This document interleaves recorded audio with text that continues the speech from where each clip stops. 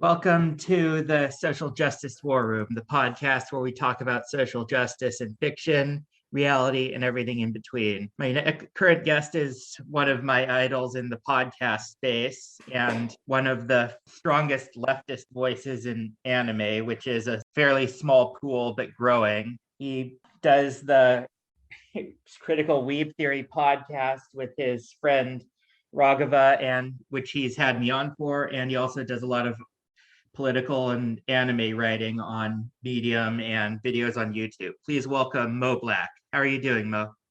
Uh, Good. Apparently sufficiently buttered up with Yes, that intro. Thank you so much for having me. sure. So I I'm just going to set the tone for the discussion, quote something on an essay you wrote on electoralism in August of 2020. That was shortly around the time that I found your Medium blog, and because I was desperately looking for good articles on anime. Okay, here we go. Mhm. Trump and Biden are both reactionary. They're not bad and less bad, but two different ways of solving the same fundamental problem, that problem being the left. The Trump-Pence approach is to beat the left into submission using all manner of state repression, subversion of liberal so-called democracy, and bigoted rhetoric to grind any real left-wing movement into submission. The Biden-Harris approach is to pacify the left.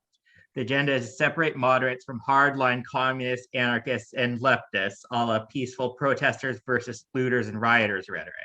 To please the moderates with feel-good stories about a hashtag girl boss PvP with pronouns in her bio, a president whose tweets won't keep you up at night, and a few concessions here and there that make upper crust white liberals feel good on the inside, but offer nothing to say about home food insecurity, Americans without shelter, the hundreds of thousands in jail, the people of the global south, et cetera, et cetera. So, since that appears to have been prophetic in how the Biden administration has gone so far, what does that have to do with anime? That's a good question. I think it has to do a lot with like my relationship to how I bring politics into the anime that I talk about and into the essays that I write. Um, I may go off on a tangent. I hope that's okay. Go ahead. But That's what this is hopefully we for. will actually answer the question. Um, but recently I've been thinking a lot. I do first and foremost when I write about like any anime, I generally write about it because the thing made me think about something, right? Like Yeah. I did a whole isekai thing called Bullshit no Yusha, where I analyzed way too many isekai, and the reason why is because isekai made me think of stuff, and Yes. that's why. For audiences who don't know, isekai is a very popular genre of anime that traditionally deals with a character being transported to a fantasy world, but most often it's just a bunch of genre cliches about, usually it's like a loser young man transported to a world that runs on fantasy RPG mechanics. And of course, there's all the medieval European fantasy tropes and characters. Right. That's a good description. And the other thing about me is that I'm thinking about politics all of the time. This is part like my own like neurosis. Like I'm not going to pretend that that's 100% healthy. And part because I am like an organizer. Around the time of the pandemic, I decided to get involved in different groups, find people in my city who sort of share my sort of politics, and I've been learning a lot from them, as much what to do as what not to do. Right. And both of those, like when uh, I get these two like experiences, like either like watching an anime that makes me feel something, or like a political action that makes me feel something, like they come together and they come back out into whatever thing that I want to write about. Um, and I've sort of realized, I think more recently, that like a lot of the current like online left, like the current like you have like your breadtube types, you have your streamer types, you have your like influencer types. A lot of the things that they do, I think, are not helpful to what I see, like when I organize, and they're also not the kind of content that I'm interested in making. So I think this is like a long way of just saying that we are all consuming media in an environment in which our like economic and political systems are falling apart, and we're all consuming media in the midst of like a massive pandemic and ecological collapse, and as such, I think I don't think every single person needs to write about both of those things at the same time, but it's not unnatural to take those things into account when you are writing about things and when you're talking about things. Yeah, I suppose that's what I try to do. that makes sense, because like the kind of bread tube movement that I suppose we're both adjacent to is still pretty new compared to a lot of what passes for discourse on the internet fandom, which is very, very reactionary. I was talking about this with my last guest, Dane Whitman of Forced Adversity, who's done a lot to push back against the Comicsgate types. Right. And one thing that you point out in a recent essay is that the kind of way the reactionary Western fans look at anime is as a paradise to aspire to, where there's less diversity because Japan is not as heterogeneous a demographic as the United States. There's no reference to American politics explicitly. Right. And there's more general freedom to do things like have fan service with women with giant bouncing boobs.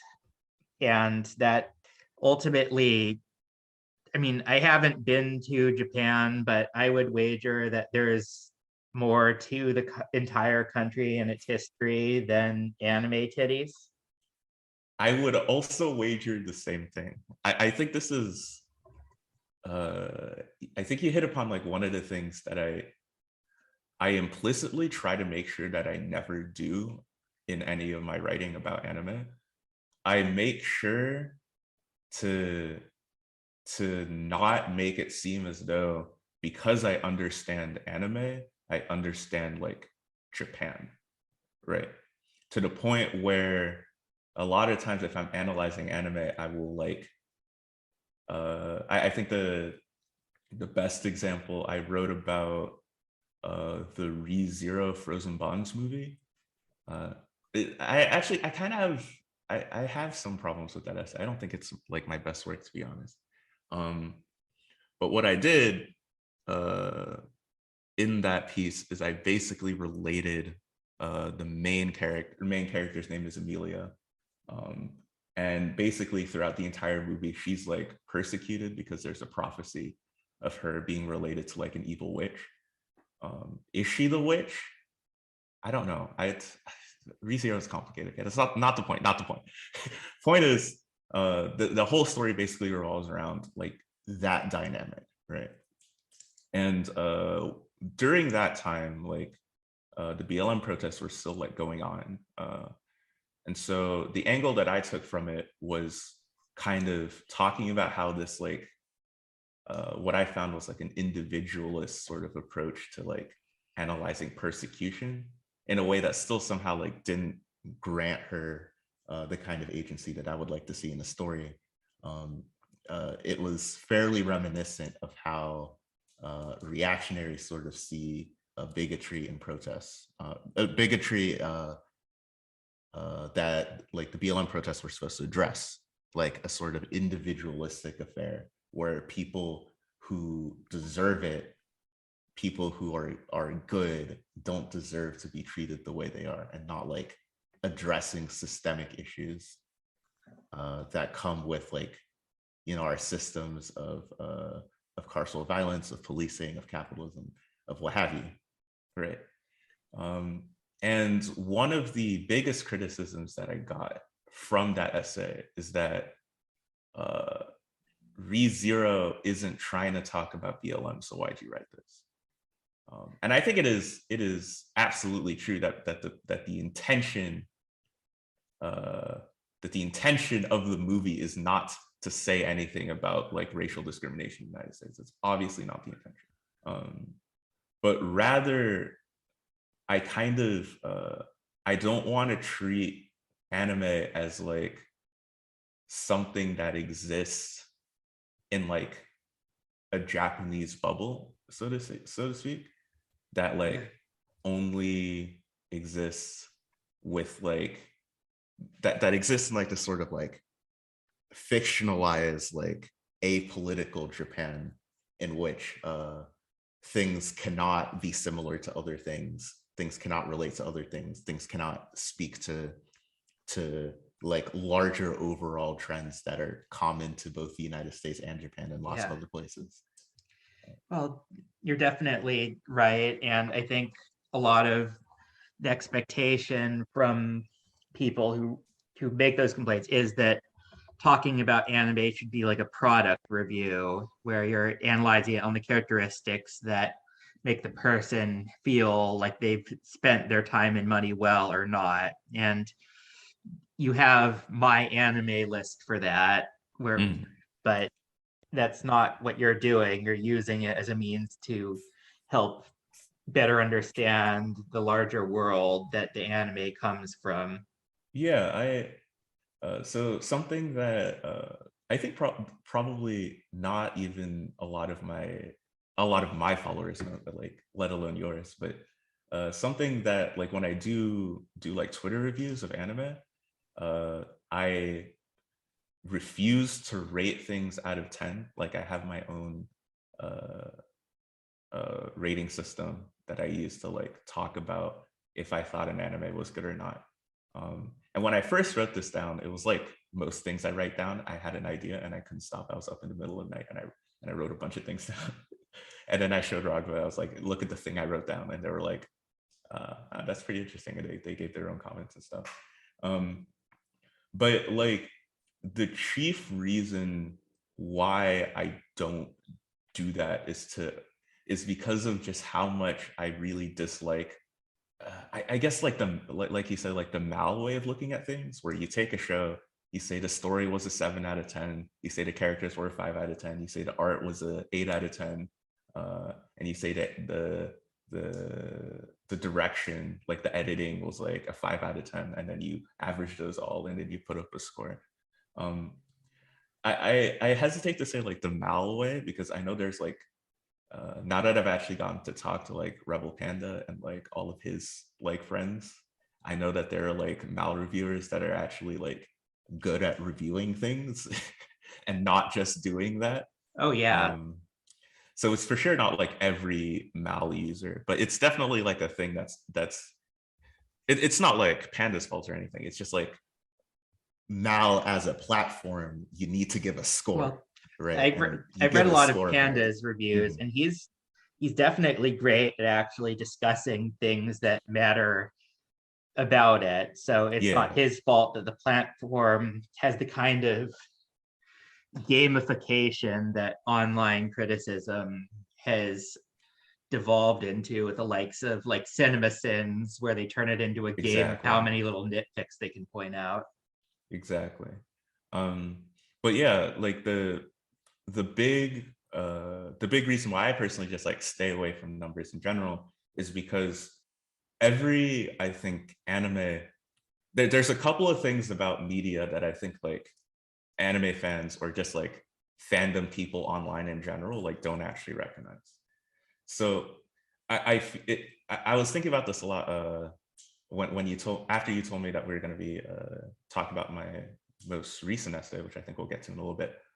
I was thinking about like, it feels a lot of the time like anime fans view anime as like a director like sat down and then like used psychic powers to like manifest an anime into thin air out of like nothing, right?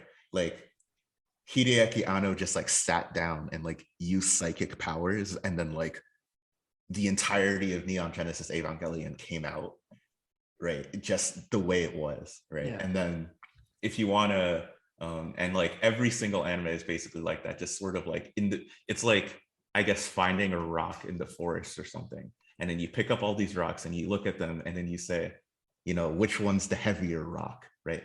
Which one's the shinier rock? And then this is like what people call like an objective review or something, right? Right. But in reality, an anime, like any sort of media, any sort of story, any sort of thing that was made, like there were external pressures that were applied to that media to like make it the way it was, right? Yeah. Like Ava, the original run of Ava, the reason why the episodes came out the way it was in part because of the broadcast station that it was run on, and like what they expected from like a mecha show at the time, right? Yeah. There were a whole bunch of different employees who were paid a salary. Maybe the salary was good enough, maybe it was. I actually don't know enough about like Ava's specific production process to accuse anyone of underpaying anything or blah blah blah. But I'm just saying, like, how well were the people compensated? Like, who were like the big what were like the big like clashing ideas behind the scenes that like made the show the way it is? And then after that, like, of course, the production company that ordered the anime wants the anime to make money. Like, what's doing well on the market currently?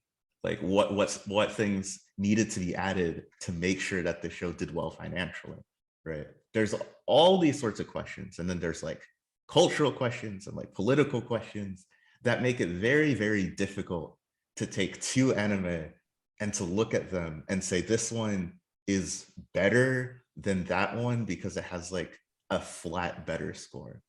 Yeah. I think you can certainly say that like a show is better than at animating fight scenes than the other one. You can say a show is better at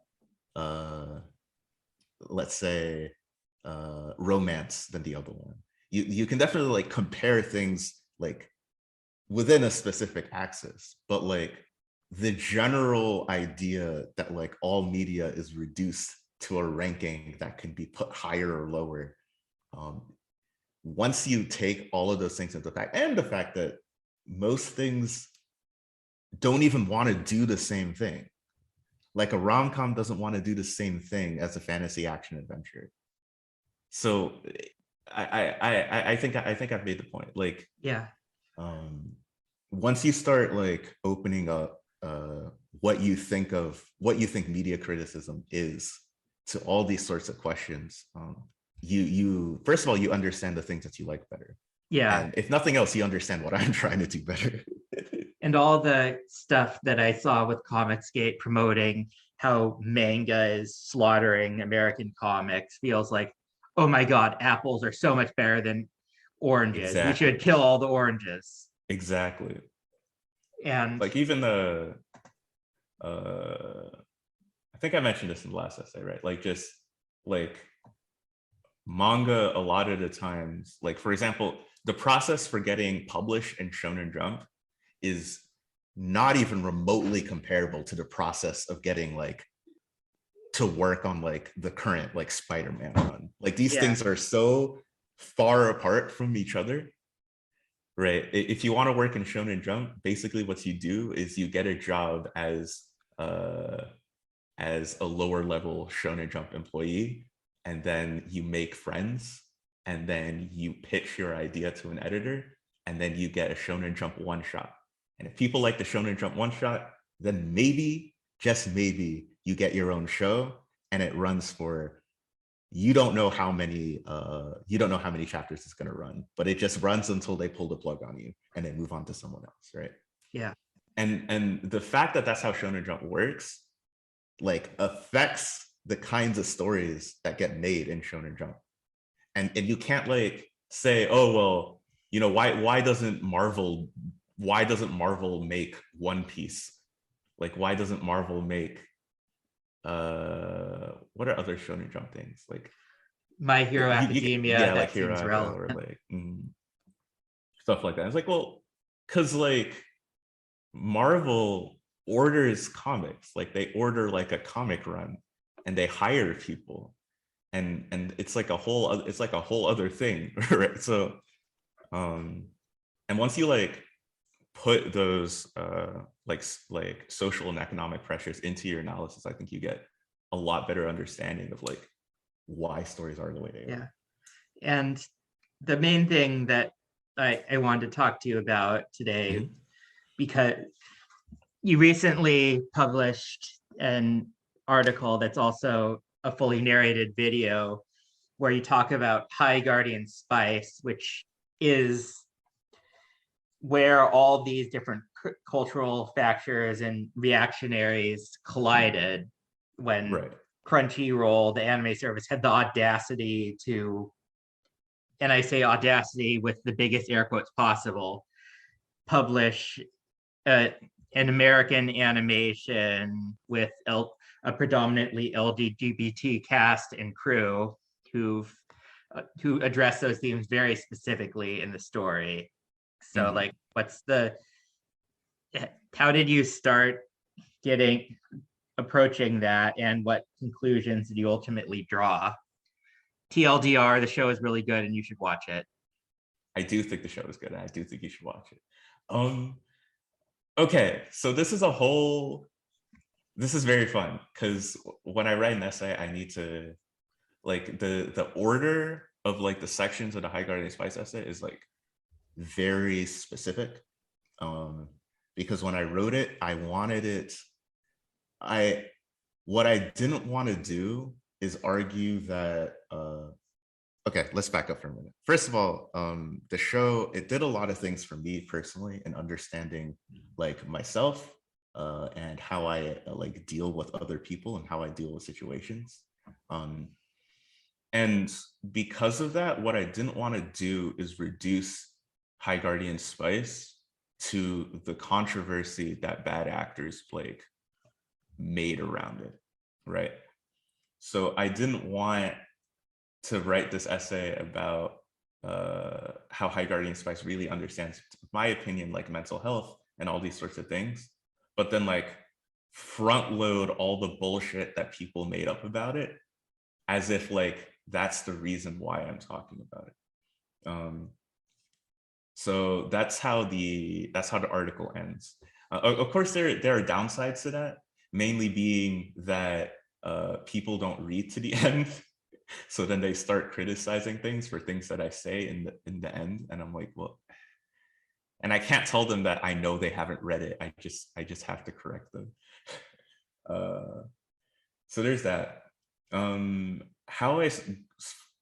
My first experience of High Guardian Spice was with the trailer and the backlash. Like I say in the essay, it is the backlash to this show was massive. You could not, like, I was not even actively watching anime like that. And I knew basically the whole drama. I knew most of the channels that were involved and stuff like that. And this was like around the time when I was like seriously, like I was like in the process of like rapidly radicalizing.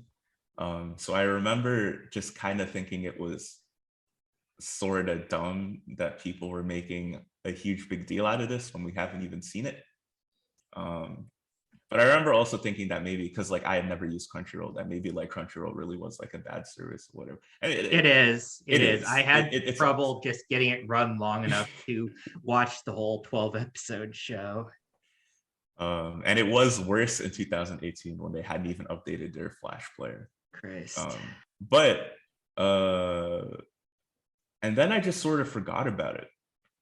And then I remember in like early 2021, I think it came up again. Like they released a second trailer for it. And I was like, oh yeah, this show exists.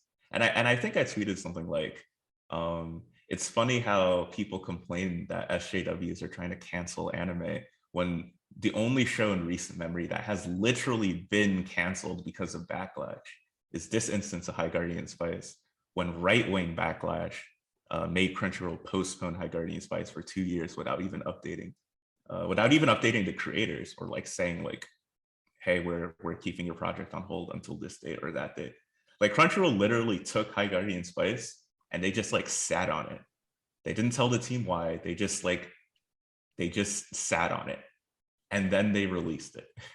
Yeah, Right. and of course, we found out shortly before you published the article about how rushed it actually was to the finish line, and how a lot of the stuff with like the animation and the script was done under extreme time constraints. Right. I think Ray Rodriguez, the creator, like he said something about like essentially writing a single draft for it per episode and then just animating that and then not having time to edit beyond like obviously like typos and things like that, right?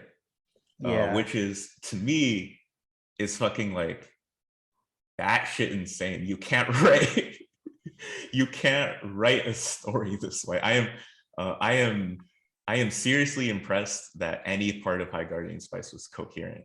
If one of the constraints was you have to use your first draft of every episode. I feel like this is something that like people who don't write don't understand. Like you have your Wirecats comic, right? Yes. I'm really enjoying that, by the way. It's awesome. Oh, thank you. And for me, like when I write, I need like drafts. For my isekai essay, like one of the recurring themes of that essay is that it needs several drafts to do. And every time I do a new draft, I basically die and reincarnate in the essay. It's overly complicated, I know. But like and even then, because of like other constraints in my life, because I'm a full-time student, because I have a job, because I just like can't focus in general, there are still like mistakes and there are still things that like thinking back on it, I think, oh yeah, I could have done better here and there. Like it's all the time that I write. Do you know how many times I've written an essay where I mention something and I say, we'll come back to that later. And then I never mention that thing again. And I have to go back and either mention it again somewhere else or just remove that thing where I said, oh, we'll come back to that later. It happens like all the time.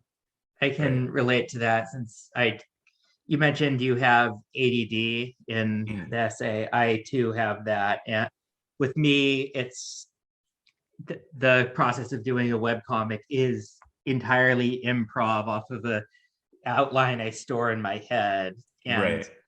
I kind of like the freedom that gives me to come up with things I didn't think I would come up with, but that's entirely due to my own personal preferences and way of doing things, and I wouldn't expect that or force that on anyone else.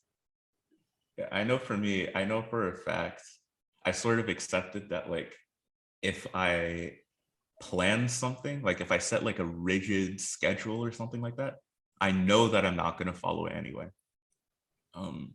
And the only thing that's going to happen is that I'm going to get very stressed and upset that I'm not following the thing that I said that I'm going to follow. So instead, like, and this is like a personal life thing too. I'm like staring at it right now. So instead of doing deadlines, what I do is I have this wall.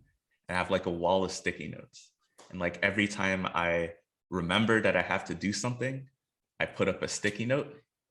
And then because I'm staring at the sticky notes, I make it a game to see how many sticky notes I can remove at any given time. So like I'm literally looking at the sticky note wall to my left. So like I have my homework. I can actually remove that because I finished it.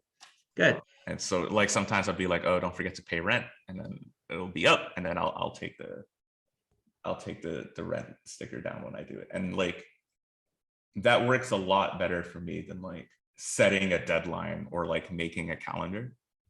But like just to like get back to like High Guardian Spice, that all of that is just to say that like time and money are like necessary to like write complex like coherent stories. Like in the essay I mentioned I mentioned that a lot of the story feels like it was written enough to work in that context, but there wasn't like a wider connection of like the show's overarching themes or stories. And that is exactly what happens when every episode you write one draft and then you do not get to edit it because the studio says they need it by this date. That's exactly what happens. Because then at that point, you're just writing down everything that you can remember. And then at the end, you look back and you're like, oh, I forgot this thing. Oh, I forgot that thing. Yeah, and it's what struck me about that is, so yeah, the plot itself tends to very much rely on familiarity with the genre and like wizard schools to keep itself going, but the character work was absolutely superb in the show. Yeah. And like the main characters, two girls, Rosemary and Sage, because they do the plant theme naming. Insert joke about how those are actually herbs and not spices. You have to thank Raghava for that joke, by the way, because I was reading my draft to them, and they were like, "These aren't spices; they're herbs," and I was like, "I guess so." And that's where that came from. Yeah, but they like play it off like Rosemary. She's very likely, if not explicitly written as ADD, then coded as such. She's very, very distractible, very much either hyper focused on things or oblivious to them, and will charge in headfirst without care of her own safety, while Sage is incredibly reserved and anxious and stresses over every little thing to a frightening degree. And a lot of the show is their friendship and how they've known each other for so long, and now going to this wizarding school, they're having to finally interact with different people and confront things about each other that they may not want to admit. And in a way that's painfully natural, how a relationship between two very close people with very distinct neurotypes that rub up against them can go sour. Mm-hmm. And finish first. And that felt authentic in a way that is very subjective, and thus an objective reviewer could easily dismiss it, because keeping in mind that there are no objective reviewers. Right. It's the sort of thing that doesn't show up. Like, if you were to do like the Mal style, like average everything and give like a number out of 10, I'm not sure where that would fit in, right? Because it's not like the plot, right? The plot is actually, it has to do with like these like business people who send assassins to kill the girls for finding out too much about magical pollution or something like it, right? It's not, it is character, but it's not like character in the sense that like a lot of people would think about it. It's not art, it's not animation. So you could do an entire, and of course people have, you can do an entire review of High Guardian Spice and just like completely miss that that's what's going on between these two characters. Simply because I think people who are neurotypical, they just like, they have a blind spot for this sort of stuff. Yeah. And also, if you're like watching it to find things wrong with it, you will not pick up on, oh, there's like an actual friendship here that's like supported by this or that and all this sort of stuff. And it's also, I hate that it's impossible to discuss this show without at least referencing the so-called controversy. But my Joker origin story recently was when I read the TV tropes pages for it, which of course, if you don't know that site, where they try to categorize literally everything about a show and come to conclusions that seem to treat creating art more like chemistry than art. And they're like him playing, like, oh, it's such a cliche storm, and pointing out all the different cliches. But then, of course, you get so much controversy over it, particularly like the fact that one of the big arcs is a character named Snapdragon, who's identifies as female but was assigned male at birth, and Mm, her realizing that she doesn't want to be a boy, and ultimately exploring like magical solutions that are the equivalent to hormone replacement therapy. And that was a really beautiful story, and it wasn't something that you see often in media at all, much less animation. And of course, it feels like the kind of double think that you usually see in reactionary movements, where the enemy is simultaneously too weak to consider a threat, but they are also a supreme threat to our very existence. right. I think that's like, I was watching, I hope you don't mind me name dropping one channel that I dislike. Oh, go ahead. But I think it was the Scamboli reviews video on High Guardian Spice, or however you say his name.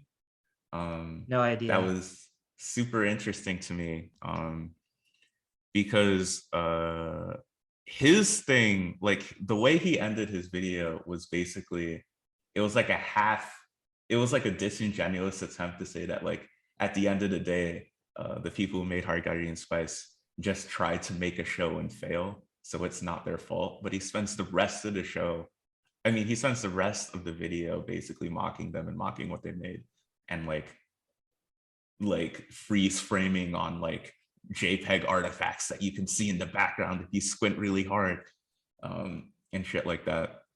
And uh, he mentions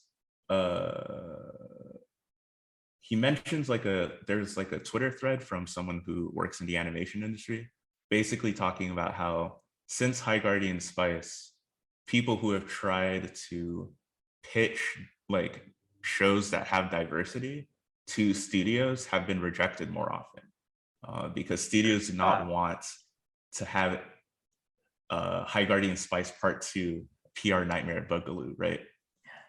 Like, and he was talking about it like a victory, like they won, like, you know, we finally told these greedy Western studios not to make garbage like this, right? And it really, I think it speaks to the kind of reactionary doublethink that you spoke of, where at the same, we need to do everything to make sure that like nobody tries to do High Guardian Spice again, because it's so awful and it has such a corrosive effect on the animation industry. It's such a this and such that. But also at the end of the day, these are just people who don't know what they're doing, right? yeah. Like it's just a bad story that like, and there's no need to be bad. Like, nah, there was an agenda. It was destroy a show made by a trans man for views, and you did it. Congrats! Like, Yeah. That's what gets me the most about this, because for all the vitriol that these right-wing reactionaries in anime and comics fandom and video gaming have, what they're actually fighting for is the most absolutely basic nonsense you can imagine. such like petty bullshit. I've had that exact same thought. I think it was like when I was writing about like Uzaki-chan, or was it Nagatoro? I don't know. They all like blend It was together. Same shit. Uzaki-chan, like, I which did is write just, about Uzaki-chan. yeah, you did write about it. It's basically just a boilerplate anime rom-com, with the only notable thing about it being the design of the female lead, and that she's got breasts as big as her head. Pretty much. And like the way people like preempted like a controversy about it, they're like, hey, I bet the SJWs are gonna get so triggered. They're gonna get so triggered because she has big boobs. They're gonna get so triggered. I think there was one person, a single person on Twitter, who didn't like the design of Uzaki-chan. They were like, this is someone who's not like super familiar with anime anyway, but they didn't like the design of Uzaki-chan because she's like short, and she's got very large eyes and kind of like a small mouth and small hands, right? So she just like she just looks like a child. Okay, she looks like a child, and she's just got like the huge boobs, right? And so there was this one person on Twitter who said something about it being like creepy looking or whatever. And then the whole narrative became SJWs are triggered by uzaki-chan. They think that short women with big boobs are inherently pedophilic or whatever. And we had that whole controversy. I was sitting there and I was like writing about it. I was like, who cares? Like, who cares? Like, why do all this for tits, man? You can find them anywhere. Like, I don't. Well, it's about specific cultural control. Like, yes, they could just seek out porn if they wanted to masturbate to big tits, but that's I'm sure they already do that. Nothing inherently wrong with that as long as everyone's consenting, but that Mhm. but they're trying to make sure that all women have to look a certain way. And if they deviate from that, like with High Guardian Spice, where the art style is kind of like an 80s Western girl cartoon with some anime influences added, where the characters aren't sexualized. The like the Right. closest it comes is the episode where they turn into mermaids and they have the transformation sequences, but that's clearly more of a homage to like magical girl shows than intended wank material. Mhm. And it's ugh. So, but since I want to close out on a more positive note, because I came up with this podcast to try to have a more positive synthesis of all the bad shit in the world. Sure. I am very grateful to you and Raghava for everything that's come up around critical weeb theory, not just the podcast, but the Discord community and the space it's provided for people who feel alienated by the kind of reactionary bigotry in anime fandom to just come together and hang out and voice their own personal concerns and watch anime with all these much bigger and I'd argue much more important factors in mind. And even though the podcast is currently on hiatus, right? It is. We are working to change that, but it is currently on hiatus. Yeah. And but the community is still going very strong and it's somewhere I visit every day and I'm grateful for. Thanks. That makes me so happy to hear, and I'm sure it will make Raghava happy to hear that as well. I'll let them know too. So is there anything in the immediate future that we have to look forward to? I know you just finished a huge thing, so no pressure, but In the immediate future, I guess the two closest things to look out for, first is the revitalization, I guess the revival of critical weeb theory. It will, we don't have a date yet, but it's probably going to be the next most recent like official like Mo Black thing that like comes out. We also have Raghav and I did an interview with a great podcaster named Mark Edwards, where we talked about like anime and politics and Sunny Boy. And that should be out either end of this month or very, very early next month. So like end of February, early March. I'm also working on, well, I'm not like working on it yet. I do owe I owe a patron an Overlord essay. And I've been sitting on it because I keep getting distracted. I keep doing other things, but I did promise them, so it will get done. So there's Overlord at some point. And I think, I haven't worked out the details, but probably a Rent-a-Girlfriend thing, probably. Because that manga it gets wilder by the chapter, and I'm having so much fun with it. So I gotta do something about it. I'm not sure what. So yeah, those are the future term things for your audience. Yeah, and I'm looking forward to them. And I'm glad you referenced Sunny Boy amidst the other shows you were referencing, because I hear that's actually good, whereas the other two fit into this kind of, I guess the term that we're now getting to describe a lot of anime is incel core. Right. I would say that the description is anime that feel like they were made for people who do not believe that they will ever feel the love of a woman. Like it is made with like the impression in mind that the viewer is just going to be single forever. And when you watch it, you like feel that. And it's really uncomfortable. But yeah, that's Rent a Girlfriend, a bunch of other shows in a nutshell. I do want to do more positive things. I've been thinking about it.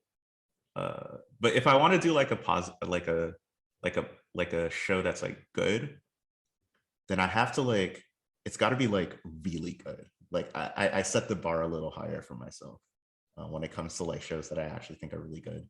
Well, it's important not to do like the kind of surface toxic positivity that, say, defines the current presidential administration, Right.